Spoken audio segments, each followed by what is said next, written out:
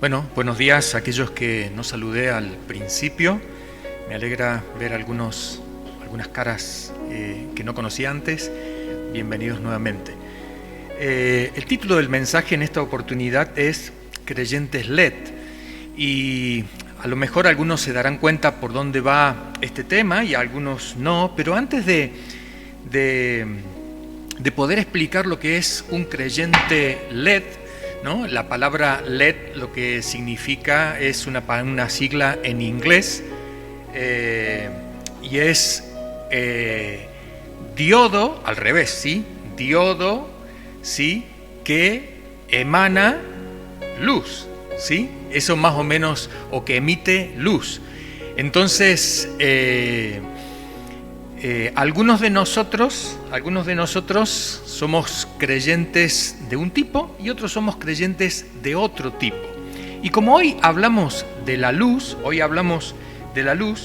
me gustaría que, siguiendo la lectura que tenemos de Efesios capítulo 5, versículo 7, podemos leerlo, a ver si tocamos allí ¿sí?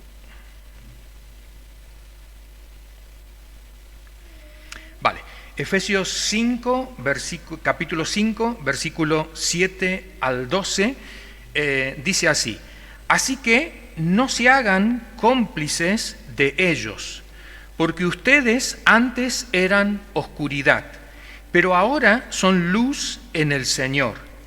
Vivan como hijos de luz.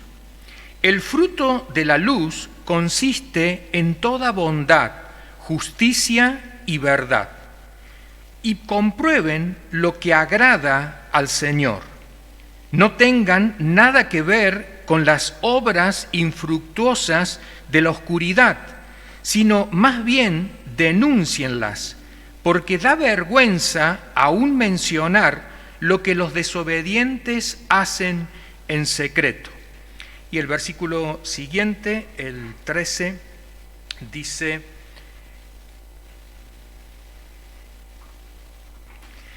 pero todo lo que la luz pone al descubierto se hace visible, porque la luz es lo que hace que todo sea visible. Por eso se dice: despiértate, tú que duermes, levántate de entre los muertos y te alumbrará Cristo. Hasta allí nomás nuestra lectura. En la próxima imagen he destacado algunas letras, palabras, conceptos que se repiten en el pasaje y son los que nos dan la pista, sobre el sentido de este pasaje. Por ejemplo, si volvemos las imágenes hacia atrás, el versículo 7 dice: así que no se hagan cómplices de ellos, porque ustedes antes eran oscuridad. Notemos aquí la palabra oscuridad. Pero ahora son luz en el Señor. Notemos aquí la palabra luz. Vivan como hijos de luz. El fruto de la luz consiste en toda bondad, justicia y verdad. Y comprueben lo que agrada al Señor. No tengan nada que ver con las obras infructuosas de la oscuridad. Hasta ahora lo que hemos destacado en este pasaje es oscuridad, luz, se repite varias veces, y también al final oscuridad. Si seguimos en el próximo versículos, en el 13 y en el 14, dice: pero todo lo que la luz pone al descubierto se hace visible, porque la luz es lo que hace que todo sea visible. Y al final termina diciendo: y te alumbrará Cristo. Yo sé que muchos de nosotros utilizamos este término luz y decimos: el creyente es luz, pero yo no veo a ningún creyente que emita luz, ni que irradie luz. Y esto lo que significa es que la palabra luz en la Biblia Es una palabra simbólica, es una metáfora, es una comparación. Y para poder entenderla es necesario viajar un poquito al Antiguo Testamento.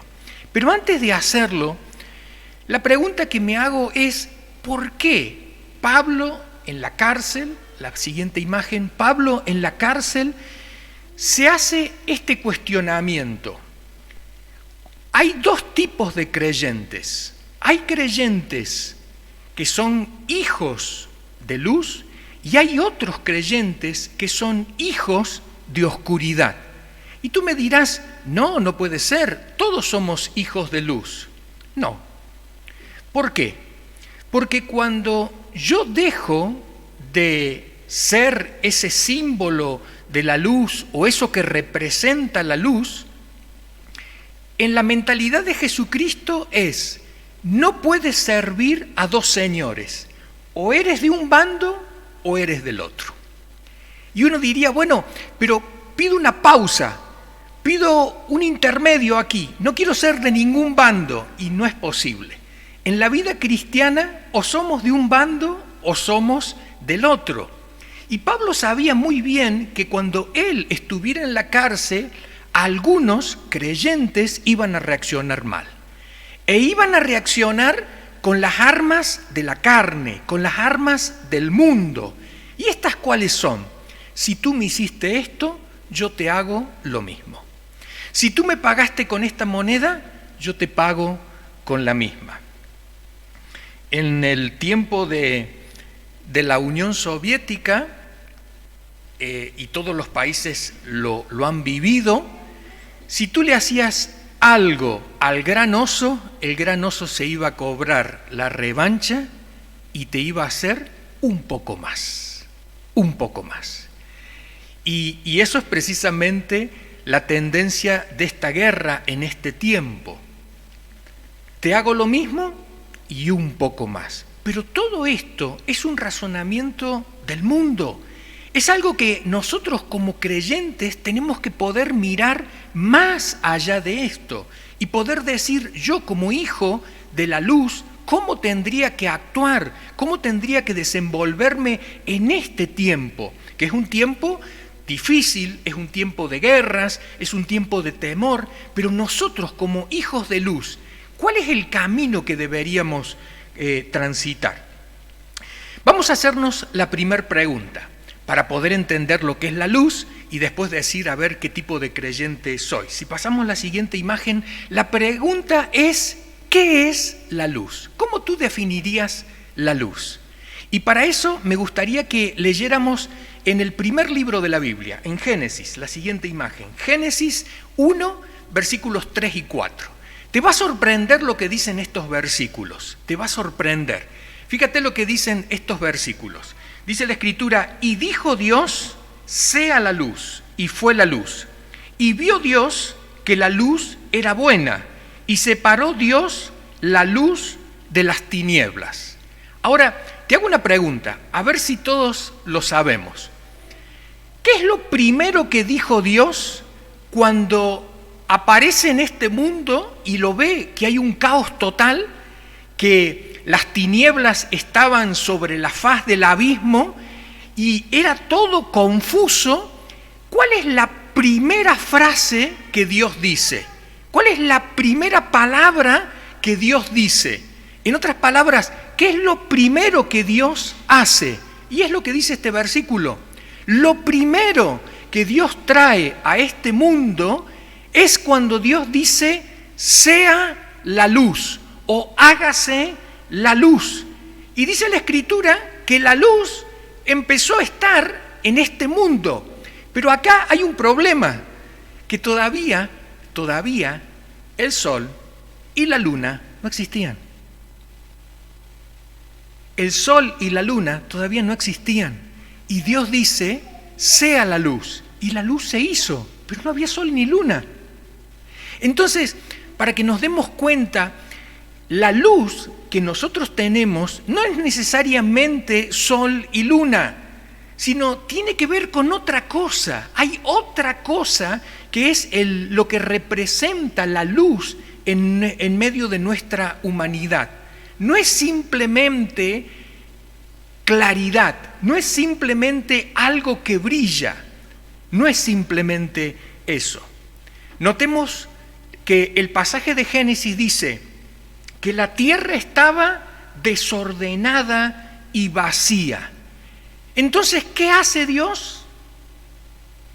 No dice que la ordena y que la llena, sino lo que dice la Escritura, que Dios dijo, como estaba desordenada, vacía y en medio de tinieblas, dice Dios, sea la luz. Entonces, si pasamos a la siguiente imagen. En 1 Juan 1:5, nos recuerda el apóstol Juan lo siguiente: este es el mensaje que hemos oído de él y que os anunciamos. Dios es luz y en él no hay ninguna oscuridad. Dice Juan, quiero que recordéis algo, que es que Dios es luz y en él no hay ninguna oscuridad. Notemos acá nuevamente que esto es un lenguaje figurado, simbólico. ¿Qué quiere decir con que no hay oscuridad en Dios? En el tiempo del apóstol Juan había un grupo de religioso, místico, que se llamaban los gnósticos. Los gnósticos se infiltraron dentro de la iglesia hasta que llegó un momento en que había creyentes gnósticos. ¿Pero qué decían los gnósticos? Los gnósticos decían que la revelación, que las cosas que nosotros podíamos conocer de Dios estaban muy ocultas y que solamente algunas personas podían acceder a ese conocimiento de Dios, a esa revelación de Dios. Entonces los gnósticos dentro de la iglesia se separaban entre aquellos que habían sido iluminados de los que no tenían la luz. Y entonces el apóstol Juan dice, nada de eso es verdad, nada de eso es verdad. ¿Por qué? Porque en realidad la luz es Dios mismo y ese Dios está en cada uno de vosotros. Entonces si tenéis a Dios, tenéis la luz. Y acordaos de algo, que en Dios no hay ninguna oscuridad. Ahora, también este es un lenguaje simbólico. ¿Qué significa que en Dios no hay ninguna oscuridad? Que cuando Dios se manifiesta en nuestra vida, Él quiere que le entendamos, Él quiere que le comprendamos, no quiere que dudemos, sino al contrario, cada vez que Dios se manifiesta, nos da certezas. Cada vez que Dios se manifiesta, ¿qué nos da? El convencimiento de que Dios me ha abierto la puerta, que es Dios el que está ahí por delante. Por eso muchos de nosotros decimos, ¿cuántas veces cuando ocurre algo decimos, es Dios el que me ha hablado, es Dios el que me ha mostrado, es Dios? En cambio, no nos quedamos en esa nebulosa de confusión diciendo, yo no sé por dónde me habrá venido. No, empezamos a distinguir que es Dios que está obrando. Por eso la Escritura nos dice que cada vez que Dios interviene, Él que trae. Y pasamos a la siguiente imagen y respondemos a la pregunta, ¿qué es la luz? La luz es el orden, lo contrario o versus el caos. ¿Qué es la luz? La luz es la claridad, lo contrario a la claridad o lo que es lo que pelea contra la claridad, ¿qué es? La confusión. Por otro lado, ¿qué es la luz? La luz es la certeza en vez de la inseguridad. Notemos que el diablo, el mundo, nuestra propia mente, nuestro propio razonamiento, el sistema que está en este mundo, y tú lo puedes comprobar por las noticias de esta semana anterior y la anterior también, y también la que va a venir mañana. Recordemos que en este mundo, ¿qué recibimos como noticias? Caos, confusión, inseguridad. Después de mirar el noticiero, ¿qué decimos? ¡Wow! Madre mía, ayúdame, porque no sé qué va a pasar. Pero después de leer la Escritura, ¿qué ocurre? Dios de alguna manera nos ordena, nos trae su luz. ¿Qué hace Dios? Nos trae claridad. Ahora comprendo. Y nos trae certezas, seguridad. Sé con quién estoy, sé a dónde voy. Entonces, respondiendo a la pregunta, ¿qué es la luz? Es el orden, la claridad, la certeza. Una siguiente pregunta que me gustaría que nos hiciéramos, si pasamos la siguiente imagen. ¿Qué significa ser hijo de luz? Ya hemos visto que la luz es el orden, es la claridad, es la certeza, la seguridad. Es cuando Dios de pronto empieza a crear el mundo y este mundo estaba desordenado, vacío y demás, y las cosas empiezan a aparecer. Y entonces hay claridad, se empiezan a diferenciar, esto es noche, esto es día, esto es animal, esto es hombre. Esto es lo que hace la luz de Dios. Ahora, ¿qué significa ser hijo de luz? Me gustaría que leyéramos este versículo que viene a continuación. Es un versículo que leyó Dani al principio en la alabanza, pero me gustaría que lo viéramos con detenimiento. Dice la Escritura Mateo 5:14, vosotros sois la luz del mundo.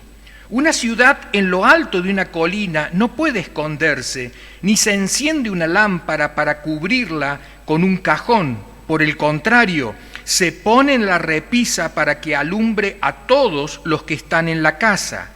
Así brille vuestra luz delante de todos, para que ellos puedan ver vuestras buenas obras y alaben a vuestro Padre que está en el cielo. Hasta allí nomás la lectura. Notemos aquí que nuevamente aparece en lenguaje simbólico la luz. Pero este es Jesús que está hablando. Y fíjate que Él le da un sentido a esta expresión, que vuestra luz alumbre, que cuando la luz vuestra se vaya a manifestar, que no esté debajo de un cajón, sino que esté arriba en la repisa, en lo alto, para que todo el mundo vea. ¿Vea qué? No me respondas la luz. Lee el texto. ¿Vea qué? Claro, las buenas obras.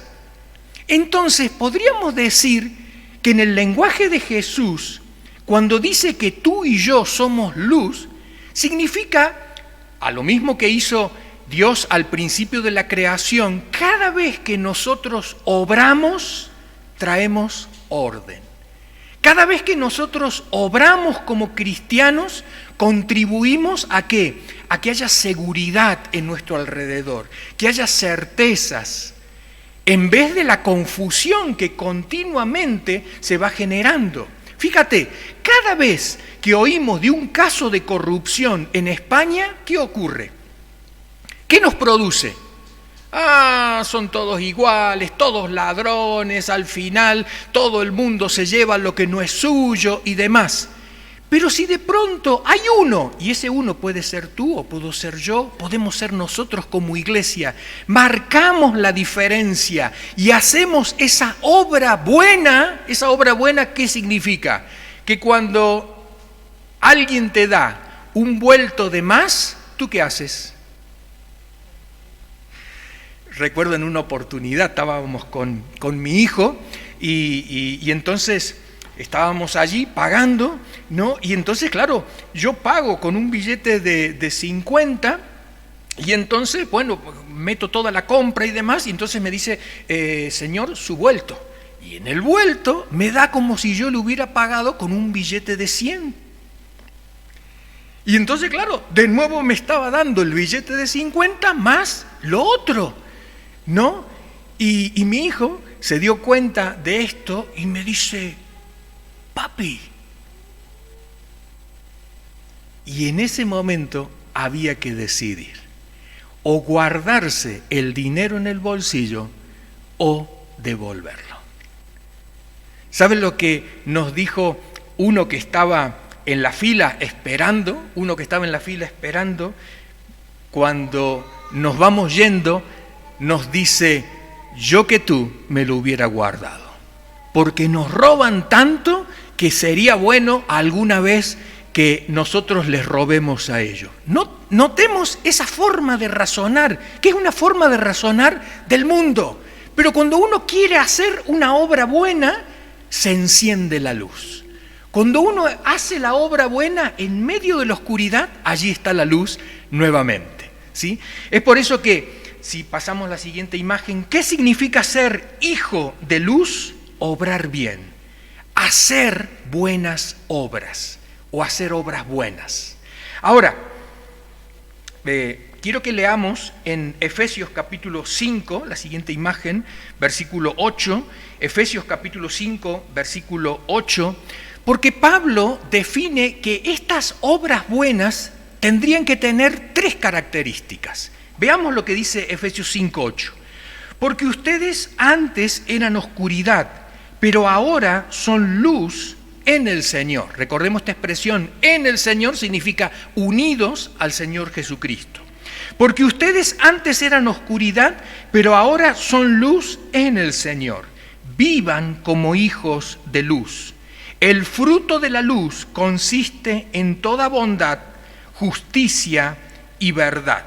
El fruto de la luz consiste en toda bondad, justicia y verdad. La versión Reina Valera va a decir el fruto del Espíritu, pero en realidad el texto griego dice el fruto de la luz consiste en toda bondad, justicia y verdad.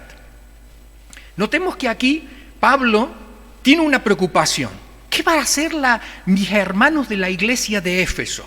Yo estoy en la cárcel. ¿Cómo van a reaccionar ellos? ¿Como hijos de luz o como hijos de oscuridad? Y uno diría, bueno, soy un creyente a medias. No. Si tu luz realmente tiene que resplandecer, si realmente la gente tiene que terminar alabando a Dios al ver tu obra buena, deberían tener estas tres características. ¿Cuáles son? Por un lado la bondad, por otro lado la justicia y por otro lado la verdad. Si pasamos a la siguiente imagen, ¿qué obras muestran la luz? Esta es la tercera pregunta que nos hacemos. Porque yo puedo hacer obras como creyente. ¿Has visto ese creyente que dice, y bueno, gracias que voy a la iglesia, ¿qué más me pide? A ver, eso no es una obra buena. Eso no es una obra buena. O cuando de pronto queremos ayudar a alguien. Yo he estado con mi esposa muchos años en la obra social, armando equipos de trabajo para poder entregar alimento a la gente, ropa a la gente, medicamentos y demás. Y muchas veces entre los colaboradores, y yo también incluido, que llega un momento donde la tensión es tal que cuando el otro se transforma en un chiquismiquis, ¿no? Que dice, a ver, por favor, ¿me podrían dar un paquete de arroz, pero de grano largo? No quiero de grano corto. Y entonces le salta ese creyente carnal dentro de cada uno, que solamente lo tengo yo, vosotros no lo tenéis, ¿no? Entonces que salta, ¿no? Y dice, a ver, ¿de qué se queja? Gracias que le estamos ayudando. Vale, ese tipo de obra buena no sirve.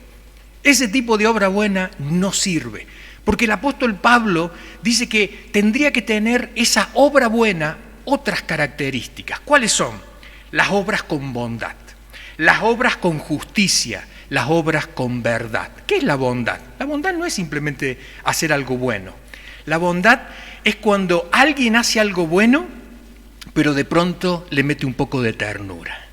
Hace algo bueno y de pronto lo acompaña con un gesto de cariño. Esa es la bondad. No es simplemente hacer una obra buena, sino acompañarla con un gesto bueno que complementa. ¿Qué significa la justicia? Hay mucha gente que dice, mira, no se ha hecho justicia. Y la justicia tiene que ver con la equidad, con la igualdad. Muchas veces nos centramos en lo legal y nos olvidamos de la justicia. Porque lo legal, ¿qué dice? Yo tengo el derecho de pasar por este paso de cebra. Pero de pronto alguien dice, ¿sabes qué? Me guardo mi derecho. porque veo que tú tienes más necesidad que yo, así que pasa tú primero. Y ahí es la justicia. La ley que dice que yo tengo la prioridad, pero la justicia dice, pero en este momento, ¿quién la necesita? ¿Quién necesita pasar primero?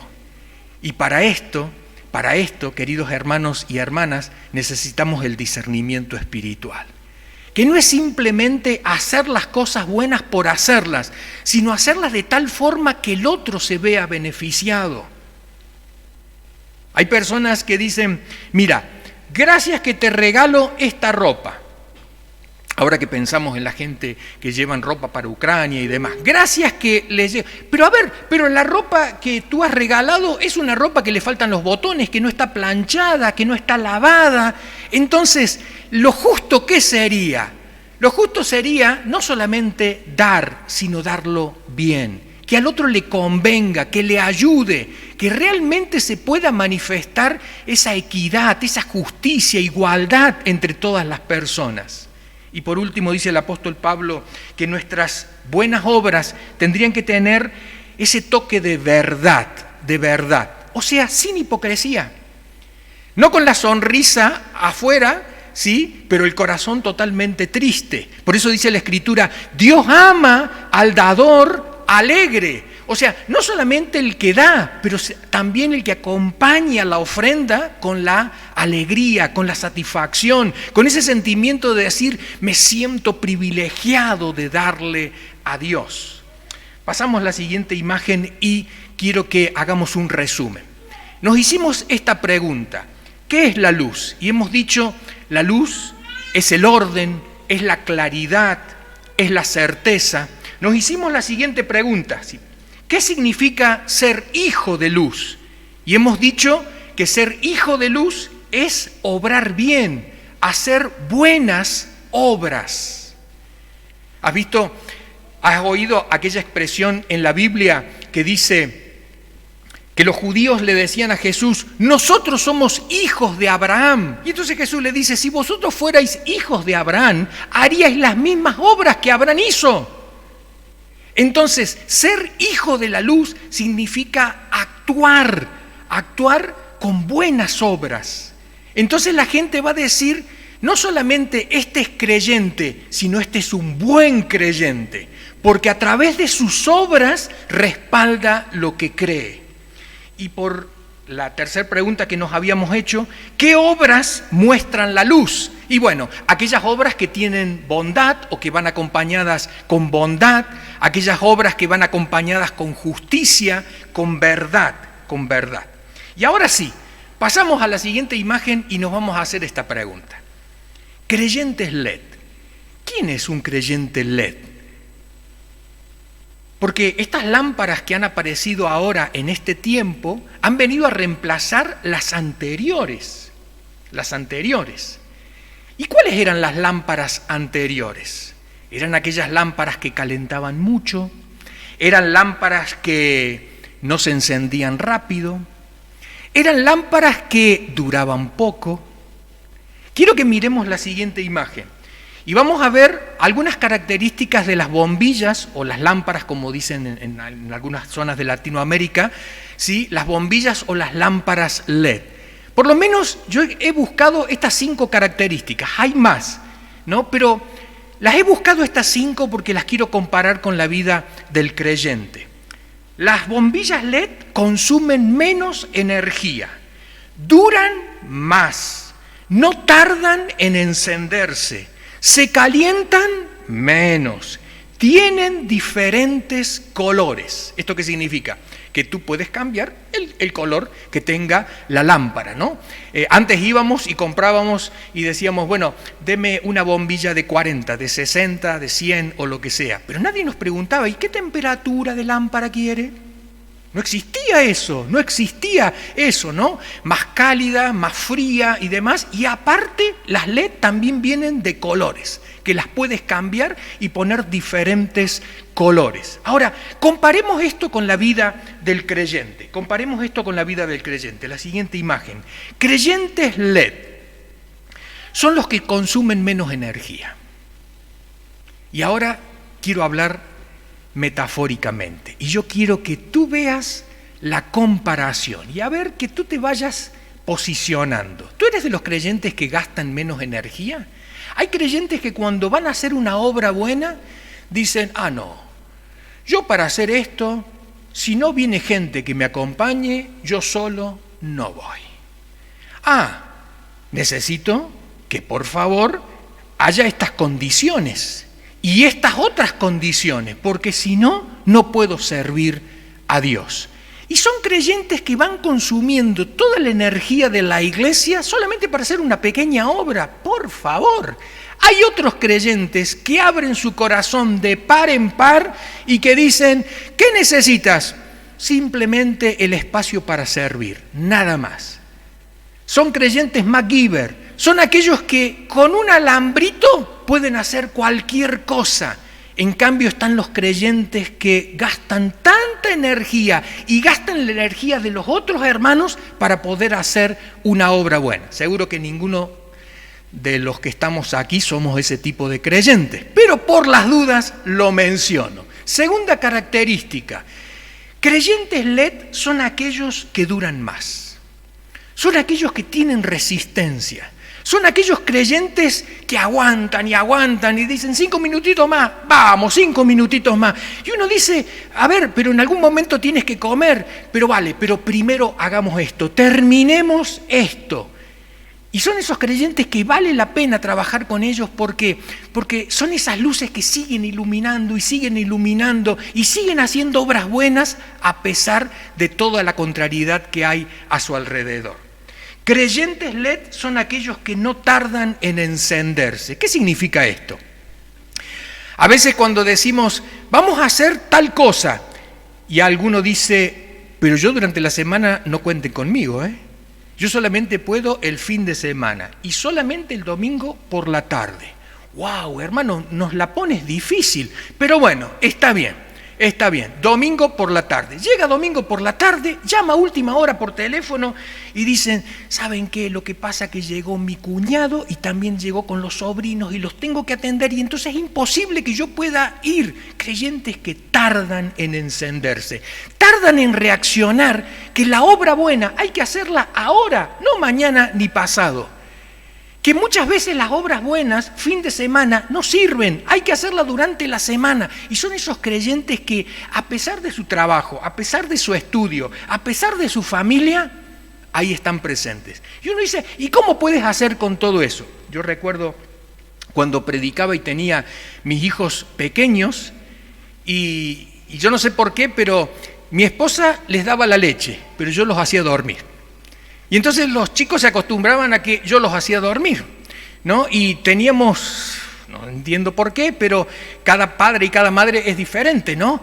Pero yo les daba el dedo a mis hijos y cogían el dedo y se dormían. Pero ojo, no era cualquier dedo, era el mío. Entonces tú le podías dar el dedo a mi hijo y mi hijo iba a estar despierto y haciendo ruido todo el culto.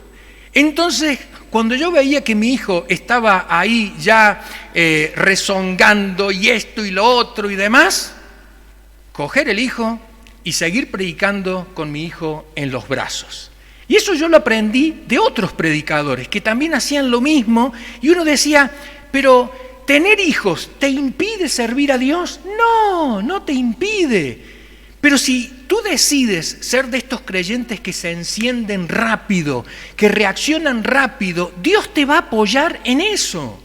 Dios te va a apoyar en eso, te va a dar fuerza para eso. Lo importante es que tú no descartes y digas, no, yo no soy de ese tipo. No, tú te tienes que presentar y decir, yo quiero ser de este tipo. Creyentes que consumen menos energía, creyentes que duran más y creyentes que no tardan en encenderse. Una cuarta característica, se calientan menos. Tú sabes, y yo me imagino que algunos ya se han dado cuenta de qué significa esto, que cuando trabajamos como iglesia, como equipo, hay roces, hay diferencias entre nosotros. Y muchas veces cuando trabajamos con el que no es creyente, con el no cristiano, hay más diferencias y más roces. Pero llega un momento de las diferencias y los roces que uno explota. Y uno dice, me he calentado tanto que mejor no me hablen, ¿no? Y prefiere retirarse. Pero hay otros creyentes que pueden mantener la mansedumbre, la templanza, que son esos creyentes que tú dices, pero ¿no te has dado cuenta que te ha pasado un tanque por encima? No, no me he dado cuenta. ¿Pero no te has dado cuenta que el otro dijo esa indirecta por ti? No me he dado cuenta. A ver, se dan cuenta, pero lo que ocurre es que lo dejan pasar. Lo dejan pasar. Y cuando uno aprende a eso, son de los creyentes LED que no se calientan rápido. Y por último, los creyentes LED tienen diferentes colores. Son creyentes que saben adaptarse como un camaleón a las diferentes situaciones. Que cuando viene una persona mayor, la atienden como persona mayor, pero cuando tienen que hacer una obra buena para un niño, se hacen como niños. Son esos creyentes que se adaptan a toda situación. Son esos creyentes multicolores que tú dices, pero ¿tú de qué bando estás? Como hacía el apóstol Pablo. Pablo decía, a ver, yo con los judíos soy judío y con los no judíos soy no judío. Y uno dice, ¿pero por qué no te defines? Porque mi objetivo es que el Evangelio llegue a todos. Ese es mi objetivo, que el Evangelio sea entendido por todos. No importa si son de un bando o del otro. Y me gustaría que recordáramos para terminar el texto en Mateo 5:16. Dice, así brille vuestra luz delante de todos, para que ellos puedan ver vuestras buenas obras y alaben a vuestro Padre que está en el cielo. Notemos que el fin último no es la obra buena, sino ¿cuál es el fin último? Claro, que al final la gente diga, wow, Dios existe. ¿Sí? Hay una expresión aquí que he querido para cerrar este momento, y es el hecho de este hombre mirando hacia arriba. Y hay muchas personas que no van a mirar hacia arriba si antes no ven una buena obra tuya. Porque esa buena obra tuya, de alguna forma, les va a indicar que es Dios que les está hablando, que quiere tener contacto con ellos. Es por eso que podremos decir que nuestras buenas obras pueden dirigir las miradas de las personas hacia Dios. Así que tenemos por delante una semana donde podemos practicar esto. ¿Y cómo lo vamos a practicar? Haciendo obras buenas. Pero acuérdate que no es simplemente la obra buena, sino también dale ese toque de bondad, de justicia, de verdad. Y acuérdate que el fin último de tu obra buena es que las personas terminen mirando a Dios y puedan alabarle a Él. Vamos a cerrar este momento orando, ¿sí? Y podemos cerrar nuestros ojos, podemos cerrarlos, y me gustaría que al cerrar nuestros ojos, cada uno de nosotros, nos podamos examinar a nosotros mismos. Y antes de orar, yo te pregunto, y tú no digas ni amén, ni sí, ni no, pero que tu corazón reaccione a esto. ¿Tú eres de los creyentes que necesitan mucha energía para poder hacer una obra buena? ¿Tú eres de los creyentes que duran muy poco haciendo algo bueno por tu prójimo? ¿Tú eres de los creyentes que tardan mucho tiempo en reaccionar y en encenderse? ¿Tú eres de los creyentes que se calientan por cualquier cosa, que se ofenden por cualquier cosa, que no pueden soportar la mala mirada, la falta de saludo? ¿Tú eres de los creyentes que solamente dices las cosas de una forma y no puedes decirlas de otra, suavizando, acomodándote a la situación? Si tú te encuentras dentro de ese grupo de creyentes, ¿por qué no decirle hoy al Señor esta oración? Padre nuestro que estás en los cielos, yo te pido perdón porque tantas veces he tenido la oportunidad de obrar bien, pero mi enfado ha podido más. Te pido perdón, Señor, porque tantas veces he tenido la oportunidad de mostrar una obra buena, para que las personas puedan mirarte a ti, pero ha podido más el hecho de que no me puedo adaptar a las personas. No sé cómo hablarle a uno o al otro y al final me quedo callado y no digo nada. Señor, te pido perdón porque muchas veces he comenzado algo y lo he dejado a mitad del camino. Te pido perdón, Señor, porque muchas veces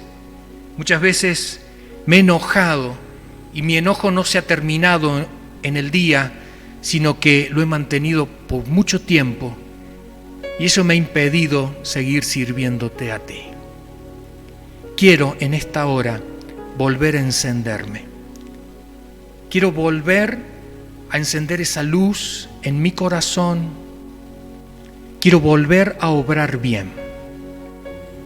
Pongo en tus manos mi trabajo.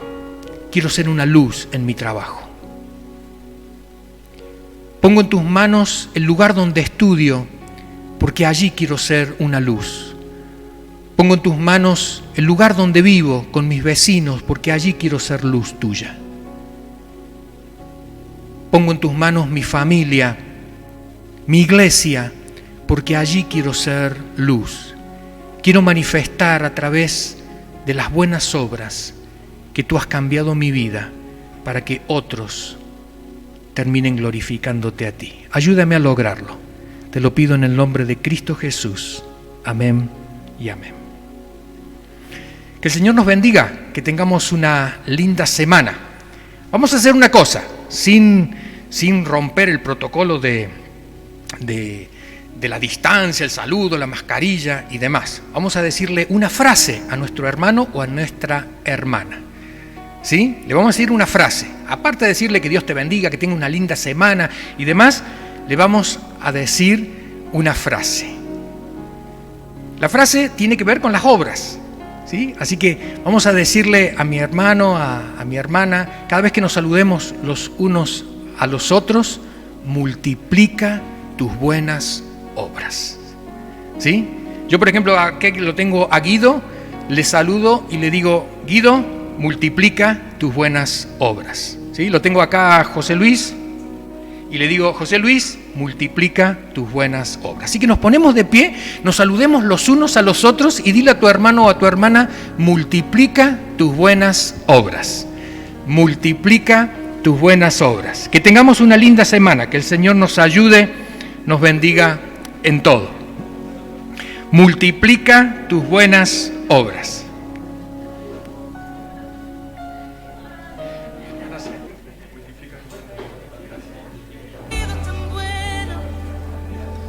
Señor, consagramos a ti nuestro cuerpo,